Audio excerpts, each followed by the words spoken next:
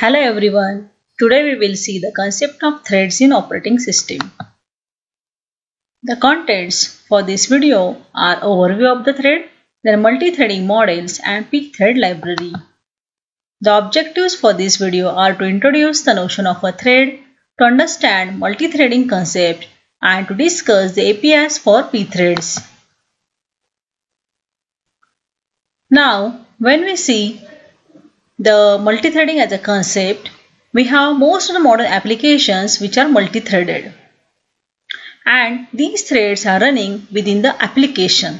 They are part of the process. Multiple tasks within an application can be implemented by separate threads. So how we can see the effect of this thread? The example could be when we are doing some work, the update of display is going on continuously. Then the data is also fetched from some other location or from the hard disk.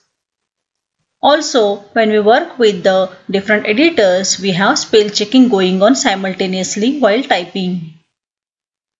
When we are doing some network operation, the network requests are also continuously answered by some threads. So these are some typical examples for the thread as a usage.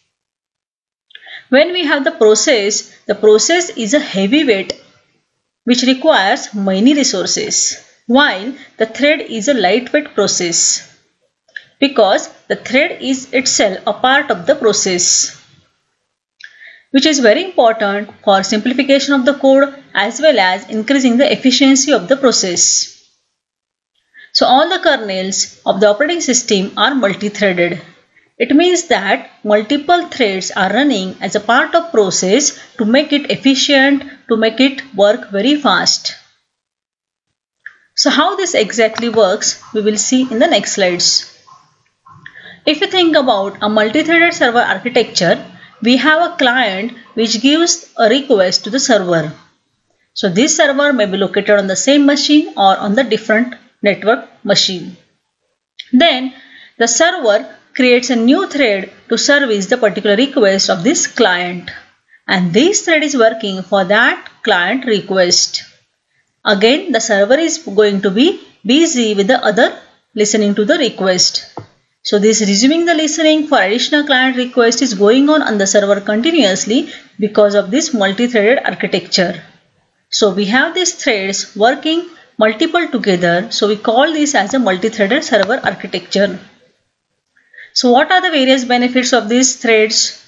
Very first important benefit is responsiveness. As we have multiple threads running simultaneously, the continuous execution of the various parts of the process is going on. So if the process is blocked, still the response of the process is going on through some threads. So this responsiveness is very important, especially for the user interfaces. Then secondly, we can say resource sharing. As the resources of the thread are the resources of the process actually. So threads are sharing the resources of the process as it requires very less number of resources as compared to the entire process. And this resource sharing is very easy than the shared memory or the message passing kind of communication among the processes. Then the third important benefit of the thread is economy. As I already said, the process requires very large number of resources while the threads share the resources of the process. So it's very economical to have the thread creation as compared to process creation. So it is cheaper than process creation. Also, thread switching is having very less overhead as compared to context switching, which is required for the process switching. Then the next important benefit is scalability, where the process can take advantage of multi-processor architectures. So as one process is running on one processor, the threads can run on multiple processors simultaneously. So scalability is another important benefit of these threads. So we see responsiveness, resource sharing, economy, scalability, all these are very important benefits which are given by the threads. So all the programming languages provide this multi-threading architecture, and all the hardware architecture also support this multi-threading architecture. we can say there is a difference between this concurrency and parallelism. Now, when we talk about this concurrent execution on a single core system, the entire core, the single core is shared by the different processes by the some timestamp. A fixed timestamp is given for every process to work on this particular single core. While if we have multiple cores, the processes, the threads can work on the various different cores. So these threads, multi-threads can work on the single core as well as multiple cores. And the difference we can see from these particular diagrams, we have a single core running for all the threads and we are using the different cores running for different threads. So when we talk about this single threaded and multi-threaded architecture, if you see this particular diagram, we have a single threaded process. So generally a process is a single threaded process, and when we make use of multiple threads, then it is a multi-threaded process. So if you see this particular diagram, we have a thread which is having the resources which are registers and stack as a memory requirement. Along with that, we have the code, data, files which are required by that particular process. So we can take an example of like our normal searching, sorting methods which are running using a single thread. But if you make use of multiple threads, we can see the difference in the stack. We have the registers and stack divided and used by various threads of the process. Also, the code, data and the files, they are shared among these all threads.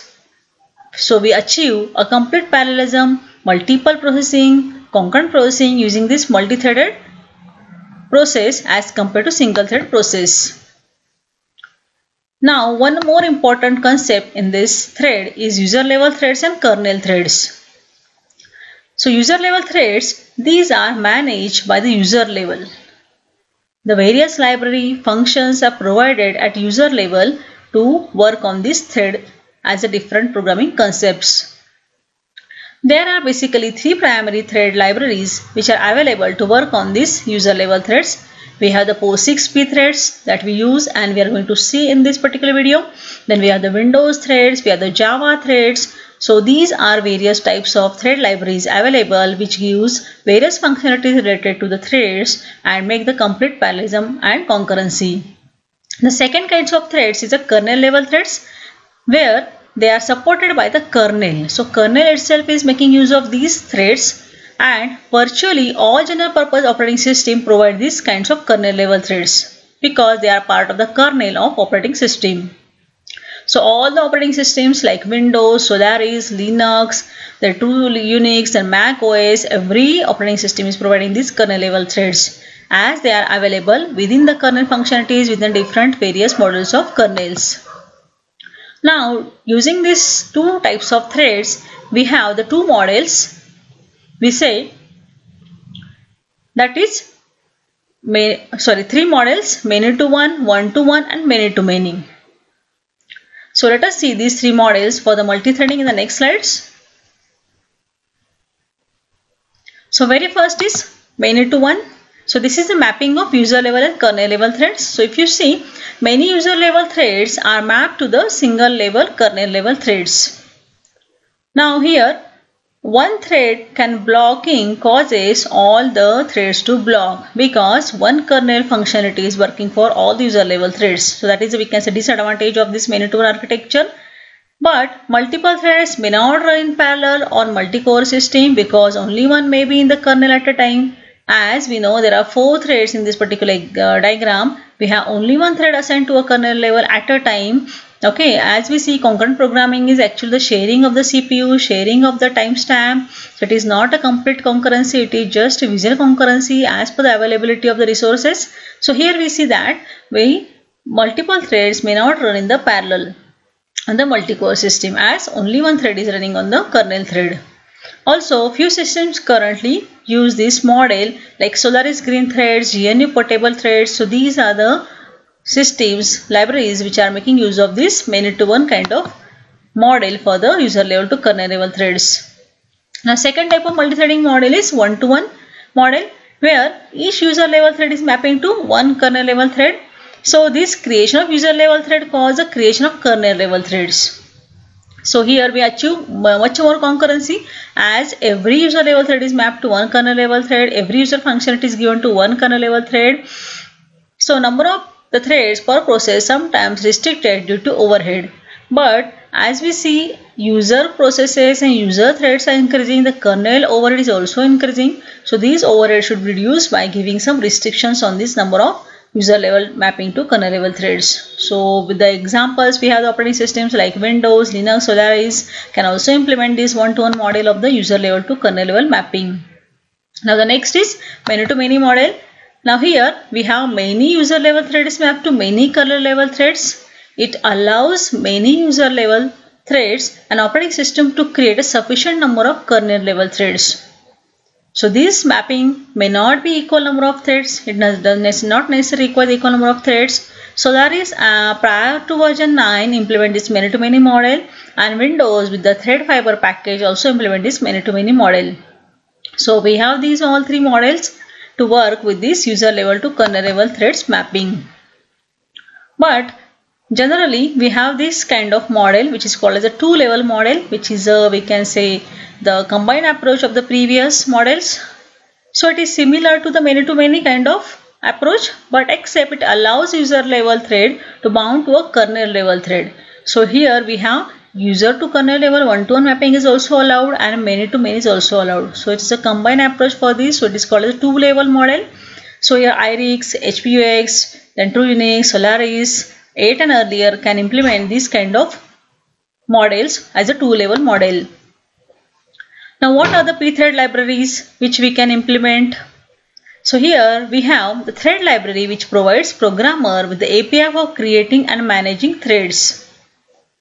We have the two ways for this implementation, the library entirely in the user space, and the second is kernel level library supported by the OS. So user can work with the threads using different functions, different APIs, where the kernel can work with this OS level functionality using its own APIs or the libraries.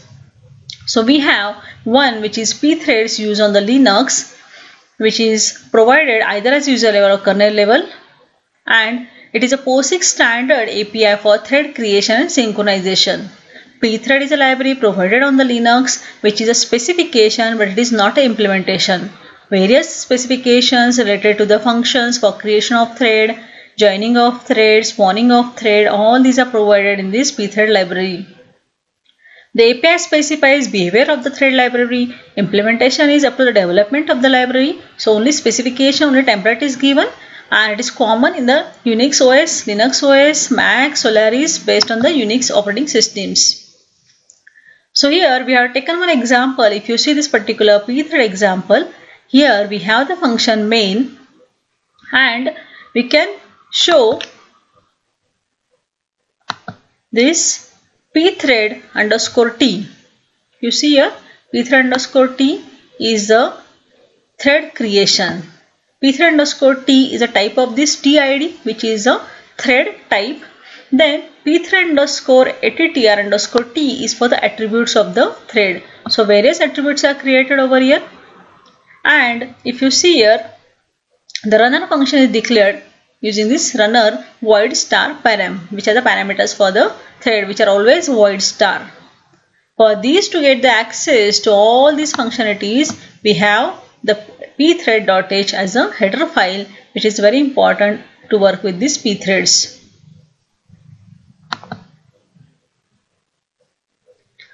In the continuation with the previous, we can see here pthread underscore attr underscore init is for initialization of the attributes. Then pthread underscore create to create the thread. So there are various parameters like TID, attribute, runner function, arguments for that runner function.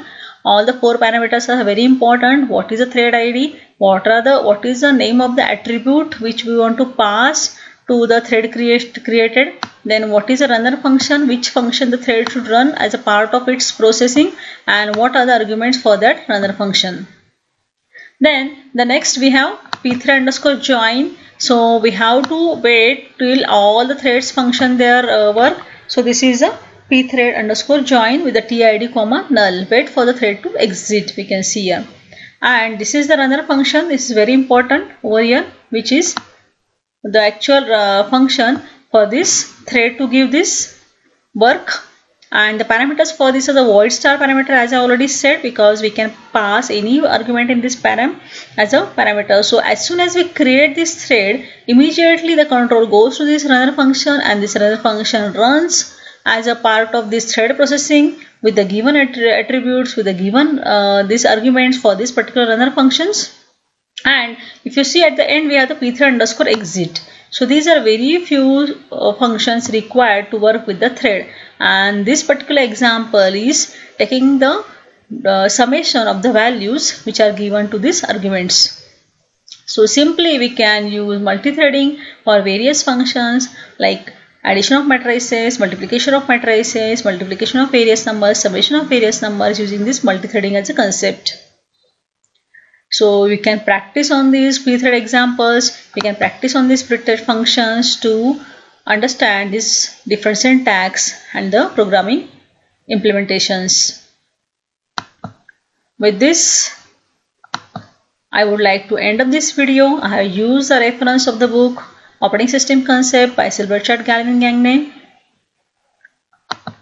Thank you.